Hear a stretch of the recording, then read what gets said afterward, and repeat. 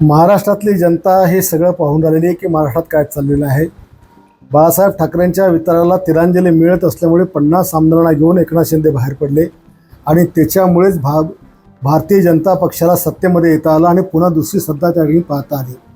आणि एकनाथ शिंदे साहेबांना ममता बॅनर्जी करणं इतकं सोपं पण त्या ठिकाणचं नाही आहे, कारण शेवटी त्यांच्या पाठी महाराष्ट्राची जनता आणि तसं त्यांनी काम केलेलं आहे।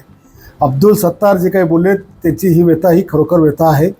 राज्यातल्या 2 कॅबिनेट मंत्र्यांना कशी मारहाण झाली त्यावर कारवाईसुद्धा काही झाली नाही हे उभ्या महाराष्ट्राने त्या ठिकाणी पाहिलं। अजितदादांच्या पत्नी सुनेत्राताई यांचा अर्थ खातंसुद्धा अजून त्यांना मित्रपक्ष आमचा देत नाही, त्याच्यामुळे त्यांच्यासोबतसुद्धा आमच्यासारखाच खेळ होतो की काय असं आम्हाला दिसून राहिलेलं आहे।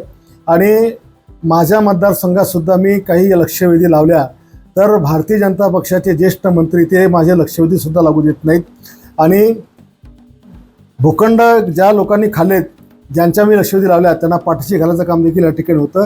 एक माझ्या मतदारसंघातसुद्धा मला मोठ्या प्रमाणामध्ये या माझ्या मित्र पक्षाचा म्हणजे अन्याय आणि त्यांचा हस्तक्षेप मला या ठिकाणी पाहायला मिळतोय आणि हे या राज्याकरता चांगलं नाही आहे। एक महायुती म्हणून आम्ही संपूर्ण लोक मराठा आम्ही एकत्र असताना आम्ही एकोप्याने काम केलं पाहिजे आणि महाराष्ट्रातल्या जनतेला आपण चांगलं काम या राज्याच्या माध्यमातून दिलं पाहिजे।